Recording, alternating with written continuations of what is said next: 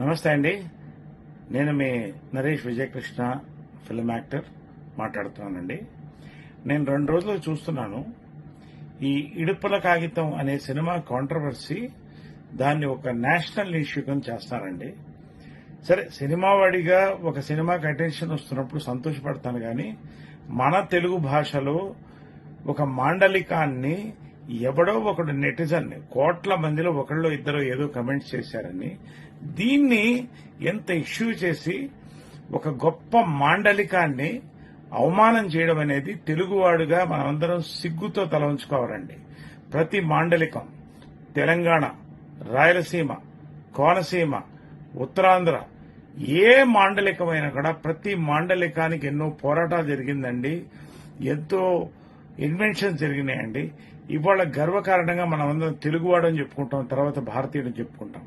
ఇవాళ కేవలం ఒక సినిమాని తీసుకొని మనం మాట్లాడడం అనేది చాలా బ్యాడ్ అండి. అది మన కరుపు సినిమా చూడలేదా? కరుపు అర్థం చాలా మందికి తెలుసా? మరి ఎందుకు ఇవాళ ఎంత పెద్ద హిట్ చేశాం మనం తెలుగు వాళ్ళం?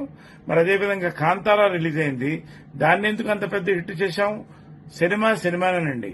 Cinema is for entertainment. దయచేసి సినిమాని భాషని కలపొద్దండి. దీన్ని బాధ్యత తీసుకోవాల్సింది మీడియా, ప్రభుత్వం కంటే ముందు తెలుగు భాషా సంఘం అండి. ఎక్కడున్నా తెలుగు భాషా సంఘం ఒకటేనండి. సభ్యులు వివిధ ప్రాంతాల్లో ఉన్నారు.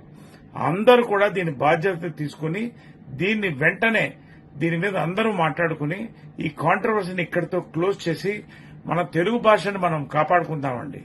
మన రీజనల్ లాంగ్వేజెస్ ఈ రోజున మ్యాప్ లోంచి తొలగిపోతున్నాయని ఒక పక్కన యునైటెడ్ నేషన్స్ చెప్తుంటే, మనం ఒక పక్క నుంచి మన సొంత తెలుగు భాష మన కొమ్మల్ని మనం నరుక్కుంటున్నామంటే ఎంత సిగ్గుచేటండి. దీని మీద నేను ట్విట్టర్లో కూడా పెట్టానండి. I appeal to the media, Telugu Bhasha Sangham, government and the netizens, kindly close this matter. Naresh మీ తెలుగువాడు, మీ తెలుగు సినిమావాడు, మాజీ మూవీ ఆర్టిస్ట్ అసోసియేషన్ అధ్యక్షుడు.